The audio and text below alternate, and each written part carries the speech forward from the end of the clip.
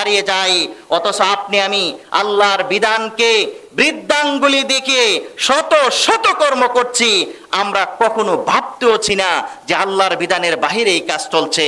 এই রমাদানেও বহু মানুষ সুদ খাচ্ছে, এই রমাদানেও বহু মানুষ ঘুষ খাচ্ছে, এই রমাদানেও বহু মানুষ সিন্ডিকেট করে টাকা ইনকাম করছেন, এই রমাদানেও বহু মানুষ মানুষের উপরে জুলুম করছেন, এই রমাদানেও বহু মানুষ আপনার একে অপরকে ধোঁকা দিয়ে তার পণ্য বিক্রি করছেন, রমাদানেও বহু মানুষ একজন আরেকজন থেকে সিটারি করে টাকা পয়সা নিচ্ছেন। আপনি চিন্তা করুন, আপনি নিজেকে একটু নিয়ে ভাবুন, আপনি আমার যখন জান চলে যাবে, মৃত্যু এসে যাবে, আপনি আমি আল্লাহ সুবহানাহু ওয়া তাআলার কাছে কি জবাব নিয়ে দাঁড়াবো? আল্লাহ সুবহানাহু ওয়া তাআলার কাছে কি হিসাব আল্লাহ সুবহানাহু ওয়া তাআলার কাছে দিব? আপনি রমাদান মাসেও এইগুলা করছেন, যেই মাসে আল্লাহ শয়তানকে শিকলাবদ্ধ করেন। এর চেয়ে কপাল পোড়ার কি হতে পারে?